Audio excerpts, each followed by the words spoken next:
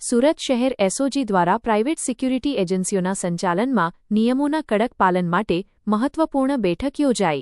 સુરતમાં કાયદો અને વ્યવસ્થાની સ્થિતિ જળવાઈ રહે અને અમદાવાદ જેવી અપ્રિય ઘટના ન બને તે માટે સુરત શહેર પોલીસ દ્વારા મહત્વપૂર્ણ પગલાં લેવાયા છે. પોલીસ કમિશનર શ્રી વાંગ જામીરની સૂચનાથી additional police commissioner crime Shri Karanraj વાઘેલાના માર્ગદર્શન હેઠળ સુરત શહેર એસઓજીના deputy police commissioner Shri Rajdeepsinh Nakum તથા પીઆઈ શ્રી એ.એસ. સોનાર દ્વારા તા 24 ઓગસ્ટ 2026ના રોજ પોલીસ મુખ્યાલયના કોમ્યુનિટી હોલ ખાતે બેઠક યોજાઈ હતી. આ બેઠકમાં અંદાજે 160 પ્રાઇવેટ સિક્યુરિટી એજન્સીઓના 850 જેટલા સંચાલકો અને સિક્યુરિટી ગાર્ડ ઉપસ્થિત રહ્યા હતા. સંચાલકોને નીચે મુજબના નિયમોનું કડક પાલન કરવા સૂચના અપાઈ. લાયસન્સ: કોઈપણ સિક્યુરિટી એજન્સી લાયસન્સ વિના ચલાવવામાં ન આવે અને સરકારના નિયમો મુજબ ફરજિયાત લાયસન્સ મેળવવું. વેરિફિકેશન: સિક્યુરિટી ગાર્ડ અને સુપરવાઇઝરનું ચારિત્ર્ય પ્રમાણપત્ર તેમજ પોલીસ વેરિફિકેશન ફરજિયાત કરાવવું. નિયમન: શારીરિક રીતે અશક્ત, વૃદ્ધ અથવા ગુનાહિત ઇતિહાસ ધરાવતા વ્યક્તિઓને સિક્યુરિટી ડ્યુટી પર રાખવામાં ન આવે.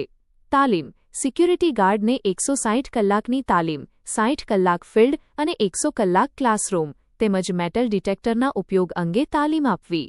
રેકોર્ડ: ગાર્ડની સંપૂર્ણ માહિતી એજન્સીએ રાખવી અને નિયમિત રજિસ્ટર બનાવી નજીકના પોલીસ સ્ટેશનમાં વિગતો જમા કરાવવી. હથિયાર અને યુનિફોર્મ: ગનમેનના લાયસન્સની તપાસ કરવી.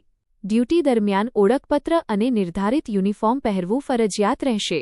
સુરત પોલીસે સ્પષ્ટ કર્યું છે કે નિયમોના પાલન માટે આગામી સમયમાં સરપ્રાઇઝ ચેકિંગ અભિયાન હાથ ધરાશે. નિયમ ભંગ બદલ એજન્સીના સંચાલકો સામે કાયદેસરની કાર્યવાહી થશે અને જરૂર જણાય તો લાયસન્સ રદ કરવામાં આવશે. HX24 ન્યૂઝ ગુજરાતી જય બગિયા સાથે દિનેશ ઠાકોર, સુરત.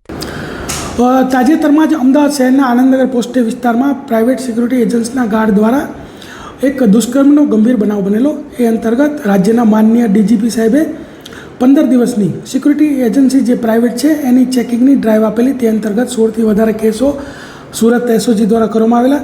તદુપરાંત આ લોકોને શું નિયમોનું પાલન કરવાનું છે, એના કઈ રીતે ભરતી કરવાની છે, એ માટે એક મેગા મિટિંગનું આયોજન કરવામાં આવ્યું. તેમાં 300થી વધુ સિક્યુરિટી એજન્સીના ગાર્ડ, સુપરવાઇઝર અને ઓનરો ટોટલ 1600 વ્યક્તિઓ હાજરી આપેલ અને આ અંતર્ગત તેઓને જે છે અલગ અલગ સૂચનાઓ આપવામાં આવેલી.